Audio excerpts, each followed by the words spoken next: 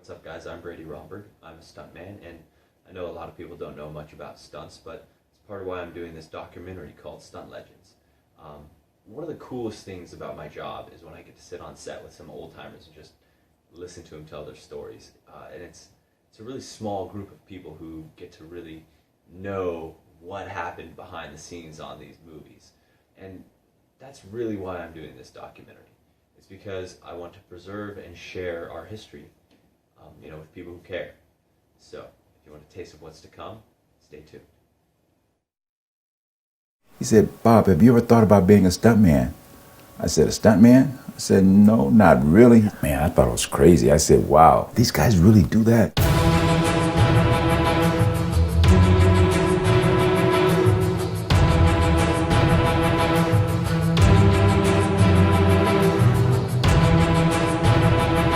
In my young early days of working, the mentality was to get the shot no matter what. You just don't give up. I don't care if they got to carry you out on a stretcher, you don't give up. And I think I was one of those, and that's why I became like one of the guys. Earlier days, guys would do saddle falls for $12 down and nowhere to pants. So I've been on a set where people have been killed, maimed, crippled. Being a stuntman, it's glorious. There was no CGI. Everything was for real. Did I know how to fall off of a horse? No.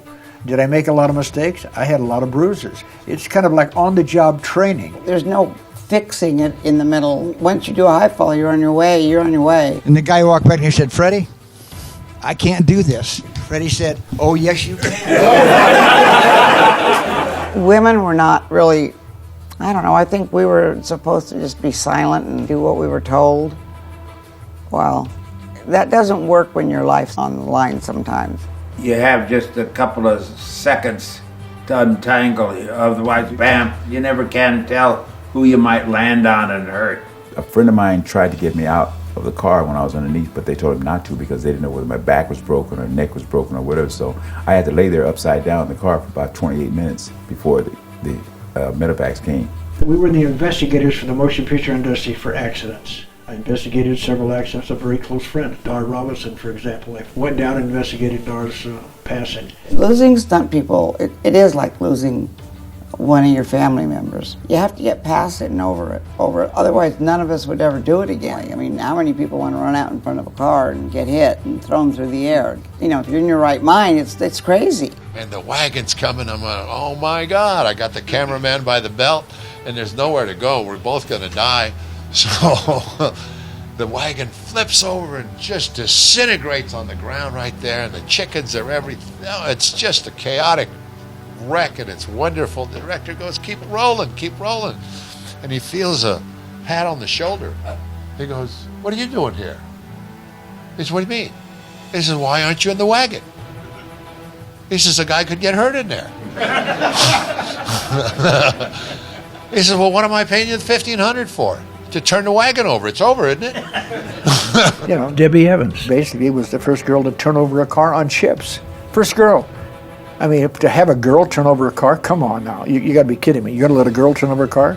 You bet. And she did. And she did a good job. And the rest of it's legendary. I've wrecked cars, I've turned over cars. I jumped off the watchtower, which is 80 feet high, jumping down a 3-story elevator shaft. I know I've been set on fire, you name it. I've done over 1,000 shows. I don't remember. I just take the residual checks. Getting Wonder Woman, I think I thought I was Wonder Woman. Clean a house, raise kids, grocery shop, go get blown off of something. My life changed from being a barn boy at $22 a week to reaching a pinnacle that everybody would give their life to do, and I had no idea that I'd ever get there. See, I was the first Afro-American in the Stuntmen's Association of Motion Pictures. That announcement was on radio for about 1 week, about 3 times a day. I think I'm grateful for the chance of surviving long enough to get my Lifetime Achievement Award. And to be the first woman, I'm honored. My relationship with Jim Garner will be remembered the rest of my life. We're 48 years.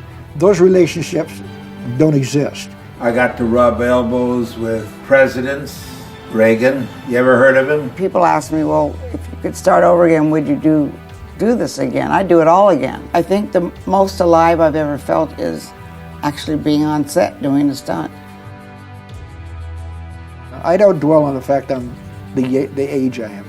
I can still tumble. I just can't get up.